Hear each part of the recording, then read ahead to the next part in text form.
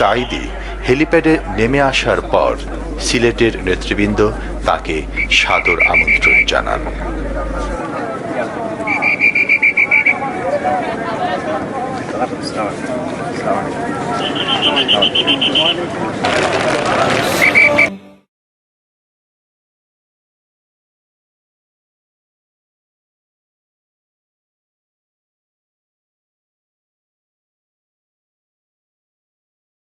কি শুনতে এসেছেন?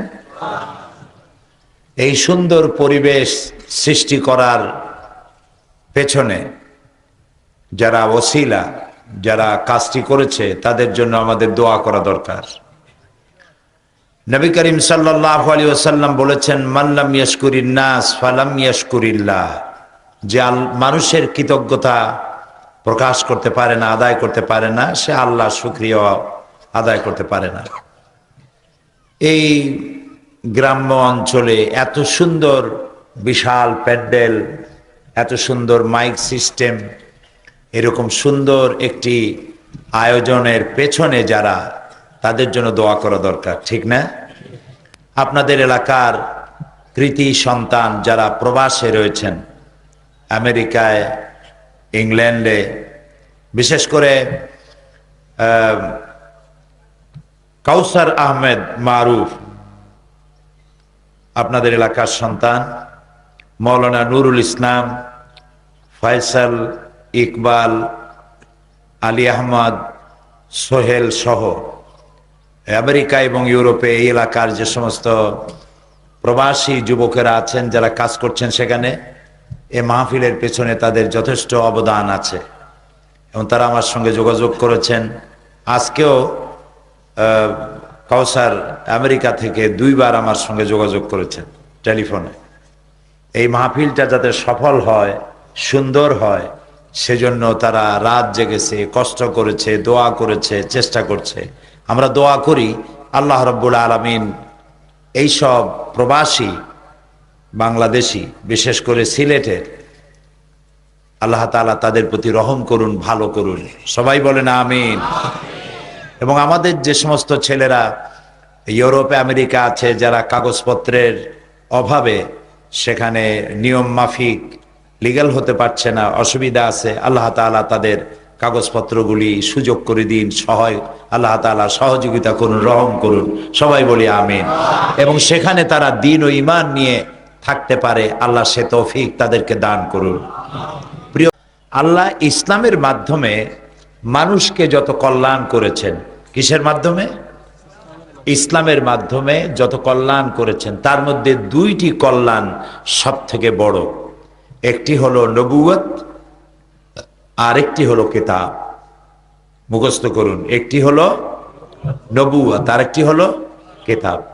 কিতাব যদি শুধু নবী পৃথিবীতে আসতেন আর আল্লাহ যদি কিতাব না দিতেন, তাহলে সর্বনাশ হয়ে যেত। মানুষেরা নবীদেরকেই আল্লাহ বানায় ফেলাইতো, ঠিক না? ঈসা আলাইহিস সালাম রে আল্লাহ বানায় নাই, লোকেরা আল্লাহর ছেলে বানাইছে প্রথম, এখন তো আল্লাহই বানায় ফেলাইছে তারে। তিনি ত্রাণকর্তা, তিনি গুনাহ মাফকারী, তিনি আসবেন মানুষকে উদ্ধার করার জন্য, ইত্যাদি।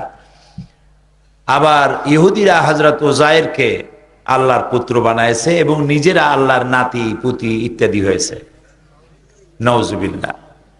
তো কিতাব যদি না আসতো, শুধু নবী আসতেন, তাহলে এই সমস্যাটা হইতো। আর যদি শুধু কিতাব পাঠানো হতো, নবী না দেওয়া হইতো, তাহলে মাঝিহারা নৌকার মতো অবস্থা হতো মানুষের।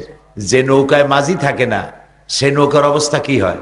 নদীতে তুফান চলতেছে, কখনো এই কূলে ধাক্কা খাবে, কখনো ও কূলে ধাক্কা খাবে, 2 কূলের ধাক্কা খেয়ে মাঝখানে এসে ডুবে যাবে আরোহী সুদ্ধা, ঠিক না? এই জন্য আল্লাহ রাব্বুল আলামিন নবী দিলেন, আর কি দিলেন? কিতাব দিলেন। সুবহানাল্লাহ বলেন। এই কিতাব সম্পর্কে কবি বলছেন, উতর কর গারে হেরা সে সুয়ে কওম আয়া, উতর কর গারে হেরা সে সুয়ে কওম আয়া, और एक नुस्खे किमिया साथ लाया। নবী করিম সাল্লাল্লাহু আলাইহি ওয়াসাল্লাম হেরা পাহাড় থেকে নেমে এলেন আর সাথে আনলেন একটা পরশ পাথর। এটি এমন একটি পরশ পাথর যে তার সাথে লোহা লাগলো, লোহা সোনা হয়ে গেল, পাথর লাগলো, পাথরগুলি ডায়মন্ড হয়ে গেল। এরকম একটা পাথরের কথা শুনাই, যিনি পাথর ছিলেন হীরকখণ্ড হয়ে গেলেন। তার নাম অমর, তার নাম অমর। যখন তিনি কাফের ছিলেন, জাহিল ছিলেন, এবং চিন্তা করুন যে কতটা জাহিল হলে পরে একজন নবীকে হত্যা করতে একটা মানুষ আসতে পারে, কতটা জাহিল, কত অজ্ঞ, কত মূর্খ, কত নাদান হলে পরে আল্লাহ নবী হত্যা করতে আসতে পারে, চিন্তা করতে পারেন? আচ্ছা, সেই মানুষটি যখন নবীকে হত্যা করতে আসলেন তখন তার কানের মধ্যে কোরআন ঢুকে গেল। কানের মধ্যে কি ঢুকলো? তিনি যখন শুনলেন তাহা মা আনজালনা আলাইকাল কুরআনা লিতাশকা,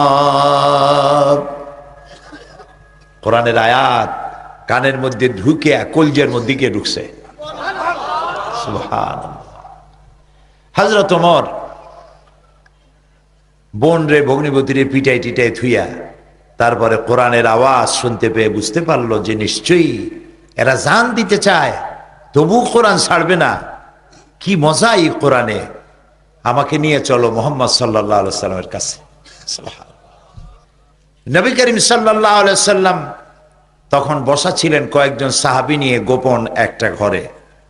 হযরতে আলী বলছেন, হযরত হামজা বলছেন, ইয়া রাসূলুল্লাহ, আমি দেখতে পাচ্ছি ওমর আসতেছে তরবারি নিয়ে, আমাকে হুকুম করুন, আমি তাকে দেখে নেই।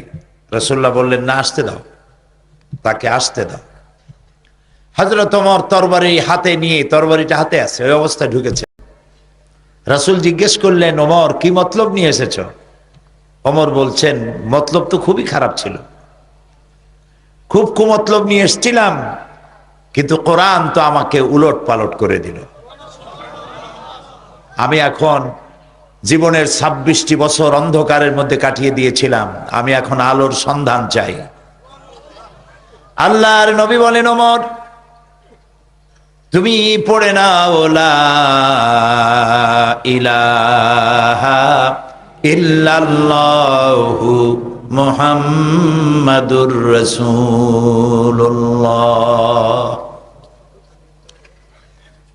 হযরত ওমর ছিলেন একটা বাল্ব, শুধু বাল্ব। এখন একটা বাল্ব 1000 পাওয়ারের যদি হয়, সে কোনো ফায়দা দিতে পারবে না, ওর সাথে কি যোগ করতে হবে? বিদ্যুতের সংযোগ দিতে হবে। হযরত ওমর ছিলেন লক্ষ কোটি পাওয়ারের একটা বাল্ব। এই বাল্বের সাথে ঈমান নামক বিদ্যুতের কানেকশন হয়ে গেল, এবার জ্বলে উঠলো দপ করে। হযরত ওমর রাদিয়াল্লাহু তাআলা আনহু জিজ্ঞেস করলেন, হে রাসূল, যে দ্বীনের উপর ঈমান আনলাম, এ দ্বীন কি হক? রাসূলুল্লাহ বলছেন, হ্যাঁ, এটা হক। যে আল্লাহর উপরে অদেখা আল্লাহরে বিশ্বাস করলাম, যারে আমিও দেখিনি, আমার বাপেও দেখে নেই, আল্লাহ কি হক? রাসূলুল্লাহ বললেন, হক। হে রাসূল, আপনার উপরে যে আখিরি জামানার নবী হিসেবে বিশ্বাস করলাম, আপনি কি হক? রাসূলুল্লাহ বললেন, আমি নবী হক। হযরত ওমর বললেন, আল্লাহ হক, কোরআন হক, দ্বীন হক, নবী হক, তাহলে ইসলামের দাওয়াত এই গোপনে কেন? আপনি আমাকে হুকুম করুন, এ দাওয়াত আমি কাবার সামনে গিয়ে দাঁড়ায় দেব। রাসূলুল্লাহ হুকুম করলেন, হযরত ওমর কাবার সামনে আসলেন। কাবা শরীফের সামনে এসে হযরত ওমর বলেন, হে কুরাইশের নেতারা শোনো, তোমাদের দ্বারা প্ররোচিত হয়ে আমি আল্লাহর নবীকে হত্যা করতে আসছিলাম, কিন্তু আমি নবীকে হত্যা করতে পারি নাই। নবীর তাওহীদের তরবারিতে আমার জাহালাতের কল্লা কাটা গিয়েছে, আমি মুসলমান হয়ে গিয়েছি। এখন যদি ইসলামের বিরুদ্ধে কেউ টু শব্দ করো, যদি বাধা দিতে আসো, আমার তরবারি তারে ক্ষমা করবে না। যেই তরবারিটা ছিল ইসলামের বিরুদ্ধে সেই তরবারিটা চলে আসলো ইসলামের পক্ষে। সুবহানাল্লাহ।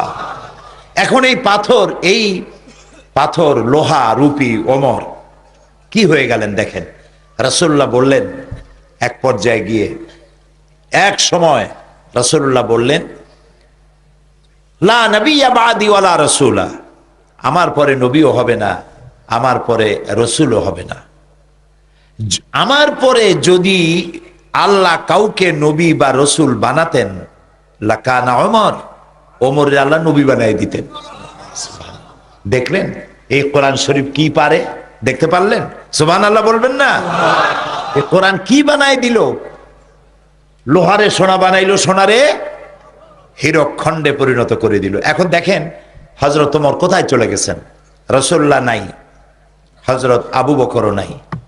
এখন হযরত ওমর রাদিয়াল্লাহু তাআলা আনহু তিনি হয়েছেন মুসলিম জাহানের খলিফাতুল মুসলিমিন, আমিরুল মুমিনিন, অর্ধেকটা পৃথিবীর বাদশাহ, প্রেসিডেন্ট। হযরত আলী রাদিয়াল্লাহু তাআলা আনহু বলেন, এই সময় আমি একদিন রাত্রে স্বপ্নে দেখছি যে আমি যেন রাসূল করিম সাল্লাল্লাহু আলাইহি ওয়াসাল্লামের পেছনে ফজরের নামাজ পড়ছি। এটা কি দেখতেছেন তিনি? স্বপ্ন। ফজরের নামাজ শেষ হয়ে গেছে, রাসূলুল্লাহ সালাম ফিরে পিছনের দিকে ফিরে বসছেন। মাসনুন দোয়াগুলি সাহাবায়ে কেরাম পড়া শুরু করেছে। হযরত আলী বললেন, আমিও সুন্নত দোয়াগুলি পড়ে বেরিয়ে গেছি মসজিদ থেকে। যেই না বেরোলাম তখন দেখি মসজিদের দরজার কাছে এক বুড়ি দাঁড়ানো, হাতে বড় একটা পাত্র খোরমা ভরা। বুড়ি বলছে, আলী তুমি এই ঘরের মধ্যে, মসজিদের মধ্যে আবার ঢোকো, এই পাত্রটা নিয়ে যাও, এর মধ্যে আমার নতুন বাগানের খোরমা ভরা। হযরত ওমরকে বলো, রাসূলুল্লাহকে বলো, তিনি যেন নিজে খান এবং সাহাবায়ে কেরামদের মধ্যে ভাগ করে দেন, তাহলে আমার বাগানে খোরমায় বরকত হবে। হযরত আলী রাদিয়াল্লাহু তাআলা আনহু মসজিদের মধ্যে ঢুকলেন এবং রাসূলুল্লাহকে পাত্রটা দিলেন। রাসূলুল্লাহ পাত্রটা হাতে নিয়ে একটা খোরমা হযরত আলীর মুখের মধ্যে দিয়ে দিলেন। হযরত আলী খোরমাটা চিবোচ্ছেন, এমন সময় ফজরের আজান হয়ে গেল, ঘুম ভেঙে গেল। হযরত আলীর ঘুম ভাঙছে ঠিকই, কিন্তু রসুলের হাতের দেওয়া খোরমার স্বাদ হযরত আলীর মুখের মধ্যে তখনও ছিল। তিনি উজু করে মসজিদে নববীর মধ্যে চলে গেলেন, যে দেখছেন হযরত ওমর ইমামতির জায়গায় দাঁড়ানো। ইকামত হয়ে গেল, নামাজ শেষ। হযরত ওমর পিছনে ফিরে বসছেন। হযরত আলী রাদিয়াল্লাহু তাআলা আনহু তিনি সুন্নত দোয়াগুলি পড়ে মসজিদ থেকে বেরিয়েছেন। গেটের সামনে গিয়ে দেখেন এক বুড়ি দাঁড়ানো, হাতে এক পাত্র খোরমা। এখন কি স্বপ্ন না বাস্তব? এখন এটা বাস্তব। বুড়ি বলছেন, ওমর, হে আলী, এই খোরমাগুলি নিয়ে যাও, আমার নতুন বাগানের খোরমা, নিয়ে হযরত ওমরকে দাও, তিনি নিজে খাবেন আর রাসূলুল্লাহর সাহাবীদের মধ্যে ভাগ করে দেবেন, তাহলে আমার খোরমার বাগানে বরকত হবে। হযরত ওমর চিন্তা করছে, স্বপ্নে দেখলাম, স্বপ্ন এরকম বাস্তব হয় নাকি? সাথে সাথে কি আশ্চর্য। তিনি খোরমা নিয়ে গেলেন ভিতরে, হযরত ওমরকে দিলেন আর ঘটনাটা শুনাইলেন। হযরত ওমর পাত্রটা হাতে নিয়ে একটা খোরমা উঠাইয়া হযরত আলীর মুখের মধ্যে দিয়ে দিলেন। হযরত আলী খোরমাটা খেতে খেতে বললেন, ইয়া ওমর জিদনি তামরাতান উখরা, হে ওমর, এই খোরমার জাতটা খুব ভালো, এত সুন্দর মিষ্টি লাগতেছে, তুমি আমার একটা বেশি দাও। আমার যদি দুই একটা বেশি দাও তাহলে কারো ভাগে কম পড়বে না, খোরমা তো বেশি আছে, আমাদের দাও না একটা বেশি। হযরত ওমর বলছেন, ইয়া আলী, লাউ আন্না রাসূলুল্লাহ সাল্লাল্লাহু আলাইহি ওয়াসাল্লাম যাদাক লাজিদনাক। হে আলী, স্বপ্নের ভিতরে রাসূলুল্লাহ যদি তোমারে একটার বেশি খোরমা দিতেন, আমিও তোমারে একটার বেশি খোরমা দিতাম। হযরত আলীর চোখ গেছে এত বড় হয়ে, কয় কি? হযরত আলী বলছেন, ইয়া ওমর, আহিয়া রুইয়া রাইতাহা আম হিয়া গায়বুন আমিত্তালাতা আলাই। হে ওমর, এটা কি তুমি আমার মতো স্বপ্নে দেখছো, না গাইব থেকে তোমাকে জানানো হয়েছে? তুমি জানলা কেমনে যে রাসূলুল্লাহ আমারে একটা খুরমা দিছিলেন? হযরতে ওমর বলছেন, ইয়া আলী, ওয়াল্লাহি মা হিয়া রুইয়া ওয়ালা গাইব। হে আলী, আল্লাহর কসম, এটা স্বপ্নও নয়, আমি তোমার মতো স্বপ্নেও দেখি নাই, আর গায়েব থেকেও আমাকে এটা জানানো হয়নি। ওয়ালাকিন্নাল মুমিনা ইযা আখলাসা কলবাহু ইয়ারা বিনুরিল্লাহ। আসল কথা হচ্ছে, একজন আল্লাহর বান্দা যখন আল্লাহর জন্য হয়ে যায়, একজন আল্লাহর গোলাম যখন আল্লাহর জন্য নিবেদিত হয়ে যায়, তখন আল্লাহর সাহায্যই সে দেখতে পায়। সুবহানাল্লাহ। এবার চিন্তা করুন, হযরত ওমর কোথায় ছিল? কোরআন তাকে কোথায় উঠায় দিল। সুবহানাল্লাহ বলবেন না? এই জন্য কোরআনের সাথে যদি কেউ আদব রক্ষা করে, কোরআনকে সম্মান করে, কোরআন অনুযায়ী জীবন চালায়, আল্লাহ তাআলা, সে যদি জিরো থাকে আল্লাহ তারে হিরো বানায় দেন। সুবহানাল্লাহ কর। আর যদি কোনো হিরো কোরআনের সাথে বেয়াদবি করে, তাহলে আল্লাহ তাআলা তাকে হিরোরে কি বানায়? আমিন। ربنا ظلمنا أنفسنا وإن لم تغفر لنا وترحمنا لنكونن من الخاسرين। আয় আল্লাহ তাআলা, হাজার হাজার মুসলমান নরনারী বৈরাগী বাজারের এই সিনিয়র মাদ্রাসার সামনে তোমার কোরআনের কথা শুনে আমরা হাত তুলেছি। মেহেরবানি করে আমাদের জিন্দেগীর গুনাহ খাতাকে মাফ করে দাও রব্বুল আলামিন। আমাদের মধ্য থেকে আমাদের মা বাপ যাদের দুনিয়া থেকে বিদায় হয়ে গেছে, আল্লাহ তাআলা কবরগুলিকে জান্নাতের টুকরায় পরিণত করে দাও। রব্বির হামহুমা কামা রব্বায়ানি সাগীরা। সবাই পড়েন, রব্বির হামহুমা কামা রব্বায়ানি সাগীরা। আল্লাহ তাআলা আমাদের বিবি বাল বাচ্চা যা দান করেছো সবগুলিকে দিনদার ইমানদার নামাজি পরহেজগার মুসলমান বানায় দাও রব্বুল আলামিন। तमाम পৃথিবীতে মুসলমানেরা যত জায়গায় বিপদে আছে, বিপদগ্রস্ত মুসলমানদেরকে আল্লাহ তুমি সাহায্য করো। আয় আল্লাহ তাআলা, আফগান এবং ইরাক, কাশ্মীর, বসনিয়া, চেচনিয়া, দুনিয়ায় বিপদগ্রস্ত মুসলমানদেরকে আল্লাহ তুমি সাহায্য করো রব্বুল আলামিন। আমাদের দেশের মুসলমানেরা যারা বিদেশে কাজবাজ করছে, বিশেষ করে সিলেটে মুসলমানেরা, বৃহত্তর সিলেটের মুসলমানেরা যত জায়গায় প্রবাসী জীবন যাপন করছেন, তাদেরকে ঈমানের সাথে রাখো, ইজ্জতের সাথে রাখো, সুস্থতার সাথে রাখো, হালাল ব্যবসার মধ্যে তাদেরকে রাখো। আল্লাহ তাআলা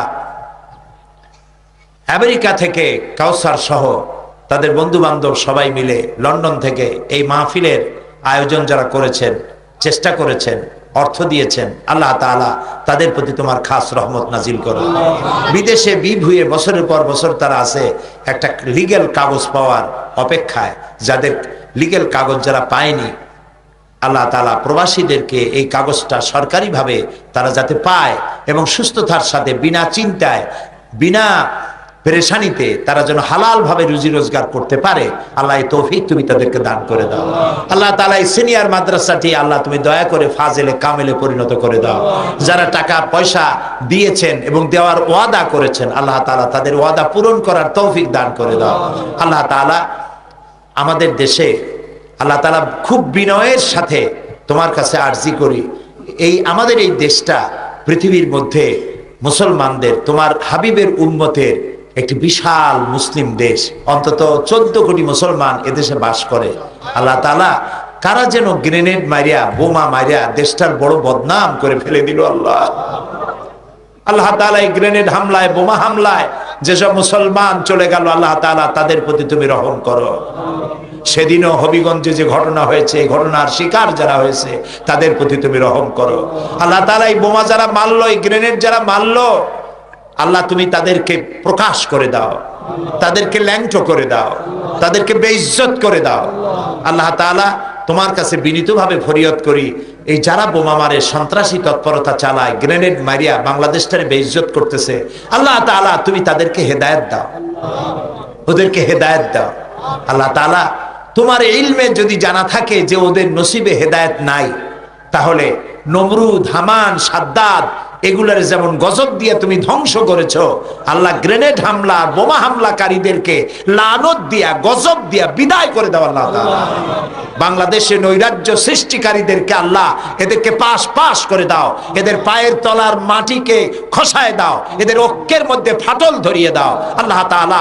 এদের মানুষের উপরে এদের প্রভাবকে আল্লাহ উড়ায় দাও রব্বুল আলামিন। তুমি বাংলাদেশের এই নিরীহ মানুষগুলি, এই গরিব মানুষগুলি মুখের দিকে তাকায়া তোমার রহমত করো আল্লাহ। এই কত বড় বদনাম হলো, একটা বিরাট সম্মেলন হতে যাচ্ছিল, সেই সম্মেলনটা হতে পারলো না একটা বদনামের কারণে। আল্লাহ এই বদনাম যারা করলো গোটা জাতির কাছে আল্লাহ তুমি তাদেরকে উলঙ্গ করে দাও আল্লাহ তাআলা। তুমি আমাদের প্রতি মেহেরবান হও, আমাদের গুনাহ খাতা মাফ করে দাও। কয়েক সেকেন্ড আমি আপনাদের জন্য ছেড়ে দিলাম, আপনারা নিজেদের কথা নিজেরাই আল্লাহকে বলেন, দোয়া কবুল হবে ইনশাআল্লাহ।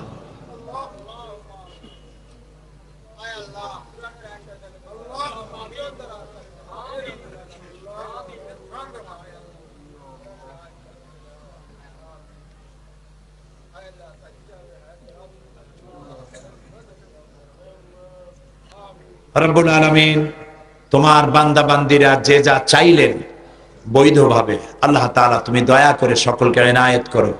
আল্লাহুম্মা লা তারুদ্দানা খাইবিন। আল্লাহ তাআলা একেবারে কিছু না দিয়ে আমাদেরকে খালি হাতে এই ময়দান থেকে ফেরত দিও না বাবা।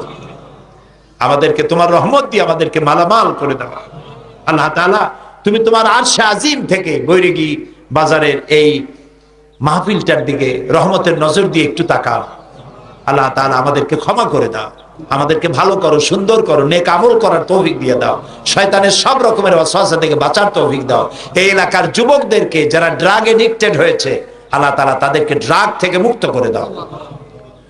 ربنا تقبل منا إنك أنت السميع العليم وتب علينا إنك أنت التواب الرحيم سبحان ربك رب العزة عما يصفون وسلام على المرسلين والحمد لله رب العالمين واجعل آخر كلامنا عند الموت لا إله ইল্লাল্লাহু মুহাম্মাদুর রাসূলুল্লাহ। আসসালামু আলাইকুম ওয়া রাহমাতুল্লাহ। আসবো না আমি আর ভুবন। আসসালামু আলাইকুম। সবাই খুশি, তোমার মাহফিল এত ভালো হয়েছে যা চিন্তা করার মতো না। মানুষের ঢল তোমার ভাই এখন ভিডিও করতেছে। খালি তুমি ছিলে না, বাকি তো মাহফিল অনেক ভালো হয়েছে এবং তোমার জন্য দোয়া হয়েছে, তোমার সাথীদের জন্য দোয়া হয়েছে, সবার জন্য দোয়া হয়েছে। ওয়াজ শুনেছো? আচ্ছা আলহামদুলিল্লাহ। ওই সরাসরি টেলিফোনে এরপর আমি তোমার ভাইকে বলে দেবো যাতে ক্যাসেটটা করে তাড়াতাড়ি তোমার ওখানে পৌঁছায় যায়। আচ্ছা আচ্ছা রেখে দিলাম। আমি এখন সিলেট চলে যাচ্ছি, রেখে দেই। কথা বলো আলাউদ্দিনের সাথে। আসসালামু আলাইকুম। একটু আমরা পিছিয়ে যারা বসবো। তুমি আমার বাসায় এসো, বুঝছো?